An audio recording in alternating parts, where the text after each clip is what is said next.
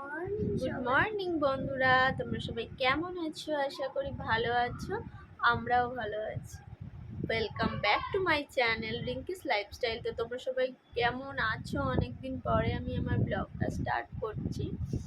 আমার তো শরীর ভালো ছিল না, তোমাদেরকে বলেইছিলাম। অনেকটাই শরীর খারাপ হয়ে গেছিলো। আমার চোখ মুখ দেখলে তোমরা বুঝতে পারছো অবশ্যই। মেয়ে একটু ভালো আছে, আর আমার শরীরটা অনেক খারাপ হয়েছিল, যার জন্য আমি ব্লগ করতে পারিনি। তো আবার নতুন করে চলে এসেছি তোমাদের কাছে ব্লগ করব বলে। নতুন করে স্টার্ট করছি আবার।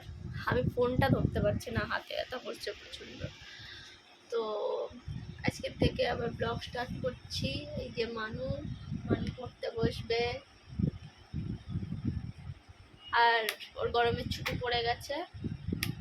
গরমের ছুটি পড়ে গেছে, আর এখন থেকে বাড়িতে থাকবে প্রায় 1 মাস মতো। তো গরমের ছুটি পড়েইছে। চলো, আজকে মেঘলা ওয়েদার আছে, কাচাকুচি আছে, কটা করতে হবে। আর ওকে স্কুল থেকে পড়া দিয়েছিল, পড়াগুলো করতে হবে, করাতে হবে। তো চলো, আজকের থেকে ব্লগটা কন্টিনিউ করছি, তুমি সবাই দেখতে থাকো, সাথে থাকো। তো দেখো বন্ধুরা, আমি সকালবেলায় বলেছিলাম যে মেয়ে উঠে গেছে, আমি উঠে গেছি। আমার শরীর ভালো ছিল না, তাই ব্লগ স্টার্ট করতে পারিনি। তো অনেক দিন পরে দুটো শর্ট ভিডিও দিলাম। আর এখানে মেয়ে বসে রয়েছে, আমাদের দুজনে স্নান হয়ে গেছে, আর রান্না বান্নাও হয়ে গেছে। তোমাদের সাথে সেটা শেয়ার করিনি, কারণ আজকে না ওয়েদারটা খুব মেঘলা। দেখো, মানে বাইরেটা দেখলে তোমরা হয়তো বুঝতে পারবে, আমি ভালো করে দেখাচ্ছি। একদম মেঘলা ওয়েদার। আর আমি আর মেয়ে ভাইয়ের ঘরে এসে বসে আছি, আর আমার পাটা খুব যন্ত্রণা করছে। দেখো, আমি ফোন কীভাবে রাখবো আমি বুঝতে পারছি না, আমার এত সমস্যা হচ্ছে না ধরতে। আমি দেখি এখানে একটু রাখি, এই পড়ে যাবে বলেই সমস্যা হয়ে যাচ্ছে। দেখো, মানে কিছু বলার নেই। আমি বলছি না, আমি ফোন টোন কিচ্ছু ধরতে পারছি না। ঠিকই আছে। ঠিক তো আছে, হ্যাঁ, এবারে একটু ঠিক আছে। আর একটা ফোনের উপরে ওই ফোনটা রেখে দিয়েছি। তো আমাকে তোমরা অবশ্যই কমেন্টে বলো, অনেক দিন পরে যেহেতু আমরা ব্লগ স্টার্ট করছি, মা মেয়ে দুজনেই আছি, তোমরা সবাই কেমন আছো অবশ্যই আমাকে একটু কমেন্ট করো। আর কি বলবো, অনেক দিন ভিডিও দেওয়া হয়নি, তোমাদের সাথে গল্প হয়নি। আর তোমরা সবাই জানতে চেয়েছিলে, আগে একটা আমি ব্লগ ছেড়েছিলাম যে আমার শরীরটা ভালো নেই, কী হয়েছিল। আসলে শরীরটা 3 মাস ধরে খুব দুর্বল হয়ে গেছিলো, খাওয়া দাওয়া করতে পারছিলাম না। এত বড় একটা ঘটনা ঘটে গেছে, তার জন্যই মনটা পুরো ভেঙে গেছিলো। তো যাই হোক, এখন একটু ঠিক আছি। তো তার জন্য আবার ভিডিও স্টার্ট করছি। আস্তে আস্তে আবার সব ডেলি যে সব কাজকর্ম আমি করি তাই নিয়ে ব্লগ বানাবো। আর সেখানে যে সোনা বসে আছে, তোমরা ওকে অনেকদিন দেখোনি, আমাকে বলেছিলে যে দিদিভাই বা বোন মানে সোনাকে একটু নিয়ে এসো। অবশ্যই আমাদের প্রতি তোমাদের যে মানে কী বলবো, ভালোবাসা বলো, স্নেহ বলো, সব কিছুই তো আছে। সেই দিক থেকে দেখতে গেলে অনেকদিন তোমরা আমাদেরকে দেখোনি বলে তোমাদের খুব টেনশন হচ্ছিলো, এটা স্বাভাবিক।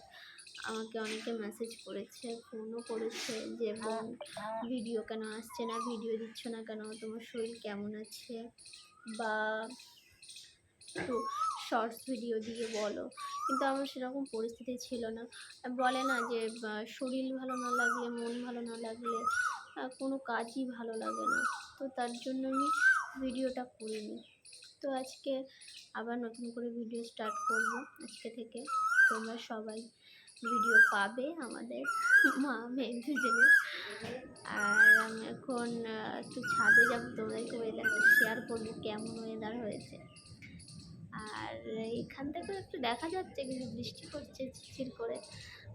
আমি যেহেতু ছাদে ফাদে সেরকম একটা যাই না, যে একা একা চলতে গেলে না আমার খুব পায়ের সমস্যা হয়, মানে আমি সিঁড়ির থেকে উঠবো নামবো খুব সমস্যা হয়। তো সেই তো কারণে মেয়ে আমার সাথে যায়। মেয়ে তো অনেক সময় বাড়ি থাকে না বলে আমি নিচের ঘরেই একা একা উঠি, উপরের ঘরেও সেরকম একটা ওঠা হয় না, কারণ তোমরা জানো বাড়িতে কেউ থাকে না, আমি একাই থাকি।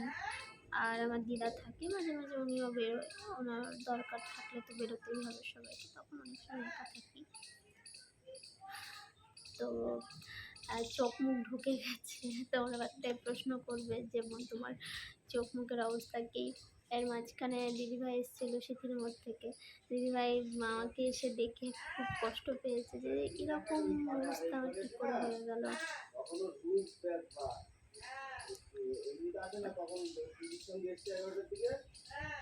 তো সেহেতু কারণে যাই হোক ভিডিও করিনি, কিন্তু আবার নতুন করে স্টার্ট করছি ভিডিও। আর তোমার সাথে বাইরের ওয়েদারটা শেয়ার করি চলো। আর সবাইকে কেমন আছো অবশ্যই কমেন্টে বলো। আর ভিডিও দেখতে থেকো, ভিডিও দেখার চেষ্টা করব। এই দেখো ওয়েদারটার অবস্থাটা কি হয়েছে, বাবা রে কিছু বলার নেই। দেখো সারাদিন তো আজকে বৃষ্টি বৃষ্টি হয়েই চলেছে। তো যাই হোক আবার পরে কথা বলি। কোকিল ডাকছে কু কু। দেখো বন্ধুরা এখন সন্ধ্যা হয়ে গেছে, সন্ধ্যাবেলায় মা সন্ধ্যা দিয়ে দিয়েছে, আর আমি আর সোনা এই নিচের ঘরে চলে এসেছি, ওকে পড়তে বসিয়েছি। আর আমি তো ঠান্ডা লাগবে তাই আমি ব্ল্যাঙ্কেটটা মুড়ি দিয়েছি, আর হেবি শীত করছে, কোমরে কোমরে খুব ব্যথা করছে। আর ও বলছে একটু আঁকবো মা, তাই আঁকতে বসেছে। এই যে ওই দেখি দেখো কি আঁকছে, দেখো ও এখন এইগুলো আঁকছে। এটা কি গার্ল? আর আকাশ স্যারের কাছে যাচ্ছে, এই 3 সপ্তাহ মতো হচ্ছে। দেখাও কি কি এঁকেছো।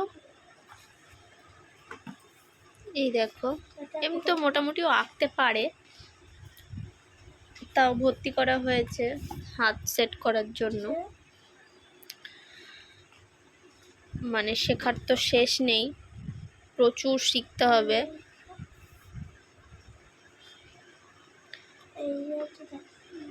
বাড়িতে তো